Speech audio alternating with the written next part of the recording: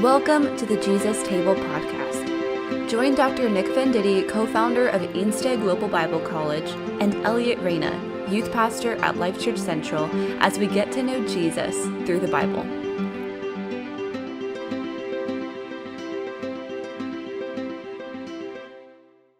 Welcome to the Jesus Table podcast. We are studying the book of Hebrews, and today we have a very special episode, one that it is a source of a lot of conversations and interesting dialogue and sometimes debates about who this mysterious character in the Bible is, Melchizedek. If you've never heard of him, don't worry. We're going to get into that. But before we do, if this is your first time joining us, you're welcome to join us right now and just jump right in. If you would like to go back and listen to the episodes in order as we do the study of Hebrews, you can do that as well. It works either way. But today we're looking at a couple of passages in Hebrews where the author of Hebrews very intentionally brings up this character of Melchizedek. We're not going to get through everything, but hopefully this can be sort of just a overview, if you will, of who this character is and its correlation with Jesus. So what I'm going to do is I'm going to read I think it's the first time he mentions him in Hebrews, which is chapter 5, verse 7 through 10. Well, this chapter mentions him for the first time, I think. And then I think if we could go back and then see, all right, who was this character in the Old Testament, right, so we can get a picture, especially if you're not sure or unfamiliar with who he is, and then we can come back and see why the author of Hebrews thought it was important to bring him up. So let's do that. Hebrews 5, verse 7 through 10 says this. This is talking about Jesus. During Jesus' earthly life, he offered prayers and appeals with loud cries and tears to the one who was able to save him from death, and he was heard because of his reverence. Although he was the Son, he learned obedience from what he suffered. Verse 9, after he was perfected, he became the source of eternal salvation for all who obey him, and he was declared by God a high priest according to the order of Melchizedek. Right before this, he's quoting Psalm 110. He says, "You are a priest forever according to the order of Melchizedek." So let's pretend we don't know who this guy is. And we just hear his name, which is a very long name, Melchizedek. Doc, who is Melchizedek? When do we see him in the Bible? What's his story? Who is this guy? Well, it's worth noting. I mean, he doesn't show up very much. As a matter of fact, where he really shows up is in Genesis chapter 14. That's where we have a picture of who he is, and it's in relationship to Abraham. So that's really the only place where he shows up physically. And from there, we have Psalm 110, which is quoted a number of times, both in, of course, the Old Testament and in the New Testament, and here in Hebrews, mentioning. So, we don't have very much information. I think important also is during the first century, the Second Temple period, we have a time where there was a lot of writing outside of the Bible regarding Melchizedek. The Jewish authors, many Jewish authors and rabbis wrote about or mentioned in many of the discussions Melchizedek. And his name, really, it's curious because it means he was a king, king of Salem, which is the city, which was Jerusalem. So there's a lot of talk and writing regarding him and King David and Jerusalem, King of Peace, which is his name, So those are some of the outlying and things that sort of make Melchizedek somewhat important or worth note. So, it's curious because Hebrews sort of not really reinterprets, but interprets for us the role of Melchizedek, but in light of Jesus. And as we've been saying over and over and over and over, we've been saying that Jesus is greater. And the author makes it very clear from the first 3 verses that we did a series of studies on just the first 3 verses. And we notice in those first 3 verses the importance of Jesus not only sitting at the right hand, in other words, as king, his royal but also as intercessor. And without a doubt, the Epistle to the Hebrews is the best document we have and the most information regarding the priesthood and Jesus. Yeah. So, having said all of that, we look at the life of Melchizedek. Who was he? Well, we know from the story in Genesis 14 that it says that Abraham had a victory. He won, and he gave his tithes, a tenth of the spoils of the victory, to Melchizedek. And many authors, both during in the gospel, in the Bible, both Old and New Testament, but also the church fathers, first, second, third century, had a very important role for Melchizedek as someone who sort of appears, because in Rome, here in Hebrews, we see in chapter 7, it says he doesn't have a beginning, no genealogy, and it doesn't Right. mean that he didn't exist, but what it does mean is that Jesus also had a genealogy, and for us to understand his role as the ultimate high priest. So I think that sort of helps us understand and puts us in the place of who this guy Melchizedek is. Um, Later in chapter 6, 7, here in Hebrews, it continues talking about the priesthood, which we know in the Old Testament, the priesthood was very important as far as the ceremony. The people of Israel would go first to the temple, especially once a year, the Day of Atonement, and they would do their rituals or their liturgy. And the high priest was the only one that had access to the Holy of Holies. And by doing that, he represented the priest. And that's why, when here in Hebrews it says, although verse 8, although he was a son, he learned obedience from the things which he suffered. And then it continues on saying, having been perfected, he became the source of eternal salvation for all those who obey him. So we see how important the argument of Jesus being the Son of God, the only Son of God. So it shows the divine nature of Jesus, but it also shows in the previous verses how in the days of his humanity, or when he was flesh. So we see a combination of both, but in the person and work of Jesus Christ, plus as a priest. And it's curious because it says, verse 9 and 10, and having been perfected, became the source of eternal salvation for all those who obey him. And verse 10, being designated by God as high priest according to the order of Melchizedek. So we see he not only was son, but at the same time he became flesh, his incarnation. And I know to some people, they may say, wow, that really sounds deep. And to a degree it is deep. It's extremely deep, and trying to understand, Jesus Christ is both human and at the same time being divine. But Yeah. here we see the role is expanded to the role of the high priest, the only one that can intercede before God once a year, according to the Jews, and even there they didn't receive the forgiveness of sins, whereby in Jesus they do have the forgiveness of sins. Right. So we see Melchizedek sort of like a prefigure of Jesus Christ. But of course the Son is greater, as we see throughout the epistle, and he's a greater high priest not only than Melchizedek, but also a greater high priest than Aaron and the Levites also. Okay.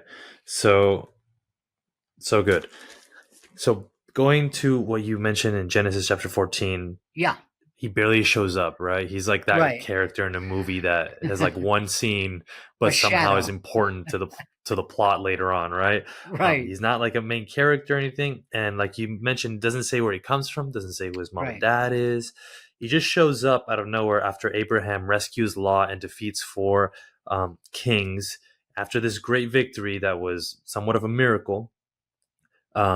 it just out of nowhere, Genesis 14:17. After Abraham returned from defeating the kings and all that, verse 18 says, Melchizedek just shows up out of nowhere. King of Salem brought out bread and wine. He was a priest to God Most High. He blessed him and said, Abraham is blessed by God Most High, creator of heaven and earth, and blessed by God Most High, who has handed over your enemies to you. And Abram gave a tenth of everything. So that's it. That's all we know of him. It's this guy who is a priest, who is a king, who gives out bread and wine, and then blesses Abram, and Abram gives him a tenth. Now, this is, like you said, just for those who are following along, this is before the Jewish people exist, the people of Israel exist. This is Abram. He hasn't even been changed his name to Abraham. This is before the covenant that God's going to give him in the next chapter, in chapter 15. This is before circumcision. This is before the Levitical priesthood gets set up, and before Moses and the Ten Commandments, before all of that. This is Genesis. This is the beginning, and this guy just randomly shows up with a couple of verses. And if you're reading the story, I think it comes out of nowhere. You're like, that's odd. But here, the author of Hebrews, like in so many other things, he's trying to help us read the Old Testament and saying, okay, this is how you interpret this. This was a picture of Jesus. This is pointing to Jesus, who was going to come as the king and as priest. If you're still kind of curious on what priesthood is, we have another episode on that. But a priest goes on behalf of the people to God, and sort of like a lawyer, if you will, although that's not a perfect image, represents them and is a way to come into the presence of God. Now, a lot of people, I've heard it said, and it's sort of debated, and a lot of people make a case that Melchizedek is Jesus. Not like a picture of Jesus or a shadow of Jesus, but they call it a theophany, which was the Greek word of a God in flesh. Like this was, if you will, a Jesus in the flesh before Jesus was in the flesh. Because people point out that he brought bread and wine, just like Jesus in the Last Supper gave bread and wine, that he has no father or mother, as Hebrews chapter 7 says, and they take that to be literal, like he had no father or mother. He just popped up out of nowhere in existence. What do you think about that, Doc? Do you think this was Jesus, or is rather just a human who existed, and just like Moses and others that we've brought up, is a picture of Jesus? And does it matter? I think, well, boy, you've asked a whole bunch of good questions. I don't think it's a theophany, at least from my understanding, seeing the way it, both Psalm 110, Psalm 110 also mentioned it looks more like he's a certain character or person apart. But he's a type of Jesus in certain functions and things that he did, or a foreshadowing, that's probably the better word that I would personally use, a foreshadowing of what Jesus did. And I think that's the argument there of the author of Hebrews. He tells us, hey, remember this guy Melchizedek? Well, remember that Abraham, again, he's talking about Abraham, the father of faith, as we tend to call him. And also talks about the importance of the priesthood. It mentions the fact that the priesthood, we have Melchizedek, who receives the tithe. So the author of Hebrews makes it clear that by receiving the tithe, he's even greater than Abraham. But at the same time, the author of Hebrews says, hey, wait. Yes, according to the order of Melchizedek, but Jesus is even greater than that. And this is the whole argument of Jesus is not only high priest, and later we'll be discussing that, but he's not only the high priest or greater than a high priest, but at the same time, he's the sacrifice. So, it's something that you really have to study somewhat deep, but at the same time, it helps us to really understand the greatness of Jesus, what he did. And Melchizedek, I do think he's more of a foreshadowing figure of Jesus rather than a theophany in that sense. Okay, good. Yeah, because going to Hebrews 7, the whole chapter basically talks about Melchizedek, so we don't have time to read the whole thing. But in verse 3, it says that Melchizedek is without father, mother, or genealogy, like we mentioned, having neither beginning of days nor end of life. And so that's why people say, oh, he has no beginning of day, like he's eternal, so it must be Jesus. But another way to interpret that is just not mentioned. We don't know about his beginning of days or his end of life, right? And then it says, but resembling the Son of God, he remains a priest forever. So that word resembling would be not is the Son of God, but just it resembles him. You know, it's a picture of. So and then the word we keep using, that Hebrews uses, is that he is a priest according to the order of Melchizedek. But other translations say he is a high priest in the pattern of Melchizedek. Or in the likeness of Melchizedek. Those are other words that I've seen it translated there. So I think that kind of helps. I know if people have made it a big deal, who this mysterious Melchizedek is, but I think I agree with you. I think from reading it, even though I'm not sure, I don't think it's a theophany of Jesus. I think it was a mysterious figure, which brings up a whole other rabbit hole of questions. Like, wow, there were priests before the Levitical priests, so there were other men of God or women of God, maybe before Abraham, who had a relationship with God, who God made maybe covenants with and stuff. I don't know. Don't even want to go into that, but it is mysterious for sure. And he's been a source of a lot of conversation, a lot of the thinking. So. Okay, so coming back to Hebrews, the whole point of bringing him up is, once again, like, he's bringing up a lot of different people and saying Jesus is greater than him, and showing how, that's how we read the Old Testament, seeing the foreshadowing of Jesus, so on and so forth. But he also brings him up in chapter 7 and contrasts Melchizedek with the Levitical priests, which, like we said, come years and years later. I don't know if hundreds of years later, but the Levitical priests come from Levi, who's one of the 12 tribes, who's the son of Jacob, who's the son of Isaac, who's the son of Abraham. So this is generations after what Abraham's encounter with Melchizedek that the Levitical priest is even established. And that's the point of Hebrews, because would I be right, Doc, in saying that people might have been making an argument that Jesus could not be the high priest, the priest once and for all, because he didn't come from the line of Levi, because we know he came from the tribe of Judah, his genealogy.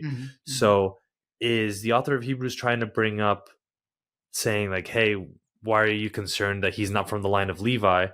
He's in the likeness of a priesthood that comes way before them, like Melchizedek, you know, that's not dependent on this specific covenant with the people of Israel. Is that his point, or is that just part of it? I think that same chapter that you mentioned, chapter 7, helps us, or deals with this. I think it's, let me see, verse 4. It says, now observe how great this man was, to whom Abraham the patriarch gave a tenth of the choicest spoils. Talking about Melchizedek, right? And just before that, it talks about verse 3, the end of it, but made like the Son of God, he remains a priest perpetually. And then verse 4, where Abraham received or gave a tenth of the choicest spoils, a tithe. And the letter itself tells us, I think, and those indeed of the sons of Levi who receive the priest's office have a commandment in the law to collect the tenth from the people, that is, from their countrymen, although they are descended from Abraham. But the one whose genealogy is not traced from them collected a tenth from Abraham, and the blessed the one who had the promises. But without any dispute, the lesser person is blessed by the greater. So here he sort of sets up the argument. Here we have Abraham, he gives a tithe. And of course, as you well mentioned, Levi was really his father was Jacob, and it's showing that the seed of Abraham, because let's not forget the importance of the argument in Genesis 12 of the seed of Abraham. It's not only salvation, that he will bless the nations, but from that same seed of Abraham came the Levitical priest, came also the high priest, so that it shows a greatness even over Abraham as far as Melchizedek, but even greater than that is Jesus, because he Yeah. is the Son. So it's, it seems a little confusing if you're not familiar with uh, biblical history to say it in a certain way. But once you break it down, you see that, uh, hey, Melchizedek was greater because he received the tithes, but there's one even greater than Melchizedek according to his priesthood, and that's Jesus, because he was not only the Son, but he's also the high priest and is sitting at the right hand of the Father, which is the role of intercession. So, in that sense, it's really noteworthy to see the argument, the way he builds all of that. And later on, he'll talk about the sacrifice, the same thing, you know, and even that priesthood with Levi, you know, and the sons of Abraham, we see that that priesthood did not forgive sins, whereby through Jesus, who is a greater sacrifice, who is a greater priest, there is true forgiveness of sins. Okay. Now, does it have anything to do Mm-hmm. this bringing up Melchizedek and the contrast with the Mm-hmm. Levitical priests Mm-hmm. with an idea of similar to what Paul does in Romans, where he kind of calls back to, Mm-hmm. to the faith of Abraham, and he Right. says that his faith made Mm-hmm. him have righteousness before Right. God. He's Yeah. saying before the law, before Moses shows up and then we get the 10 commandments, before Right. circumcision even, it says that he was righteous because of his faith, that he had faith in God and he was Mm-hmm. declared righteous.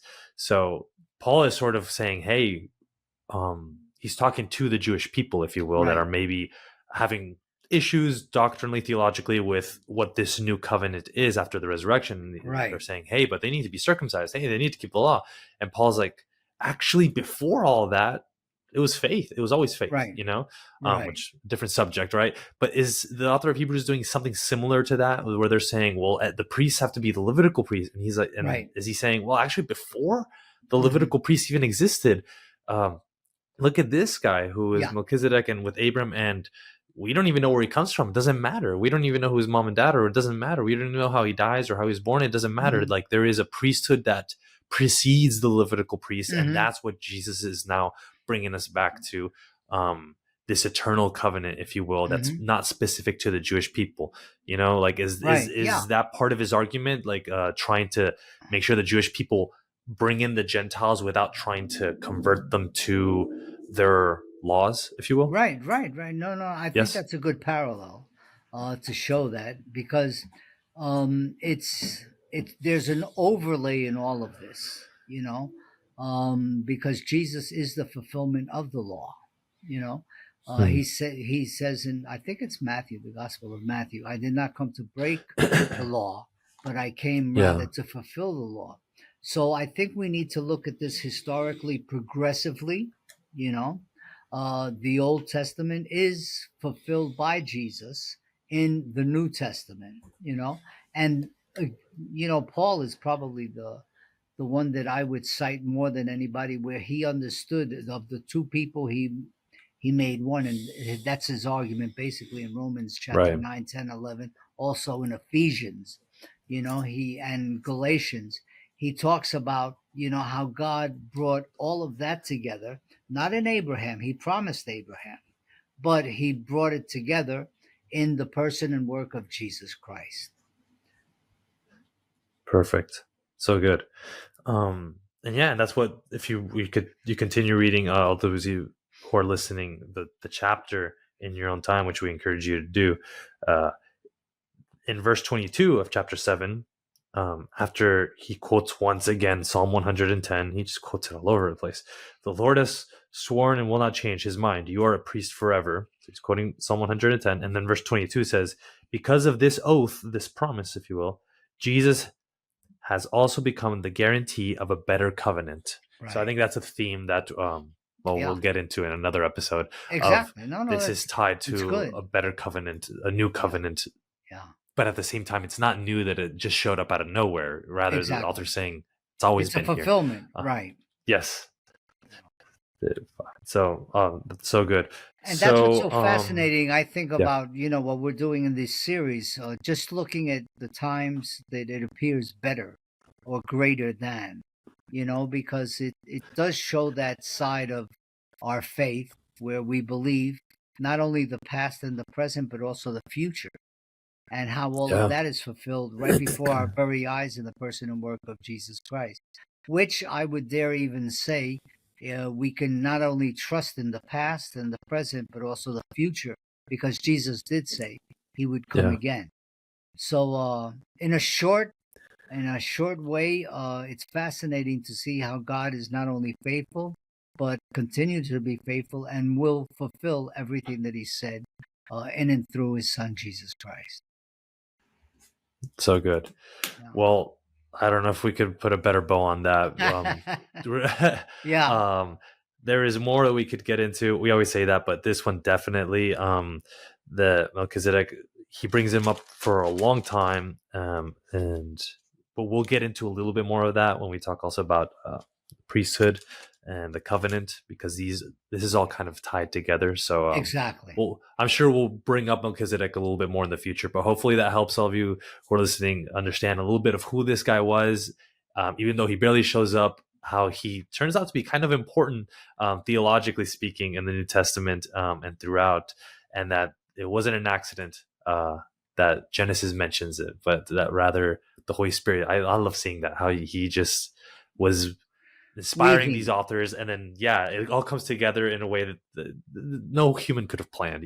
This is just a revelation of something deeper going on and the mysteries of the gospel. So I love talking about it with you, Doc. Thank you so much. No, likewise.